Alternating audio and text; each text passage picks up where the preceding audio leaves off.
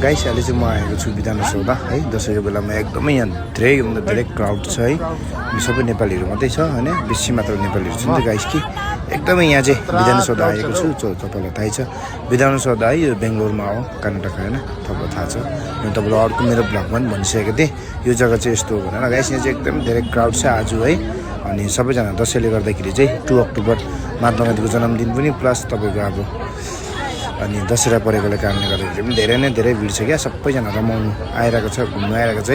यहाँ आए यति साह्रोसम्म भिडले छ कि कुपन पार्क पनि गएको धेरैभन्दा धेरै भिडले छ अनि यहाँ विधानसौध पनि कुपन पार्कको छेउमा धेरैभन्दा धेरै भिड छ नि त गाइस कि यहाँ पनि म र अनि दादा आएको छ अनि आएको छ हाम्रो लागि हाम्रो रेस्टुरेन्ट चाहिँ 2 दिन मेरो हाम्रो लिभ थियो नि त कि 1 र 2 तारिकको छुट्टी थियो गाइस त्यही भएको कारणले गर्दाखेरि चाहिँ एकदमै घुम्नु एक्साइटेड भएर आएको थियो हाम्रो किचनको है सबैजना केटाहरू आफ्नो आफ्नो जग्गामा बनाएर घुम्नु गएको थियो साथीहरू पनि भेटेँ अनि धेरैभन्दा धेरै क्राउड छ गाइस हेर्नु सक्नुहुन्छ जहाँ पनि नेपालीहरू देखेर चाहिँ टिकाहरू लगाएर है कानमा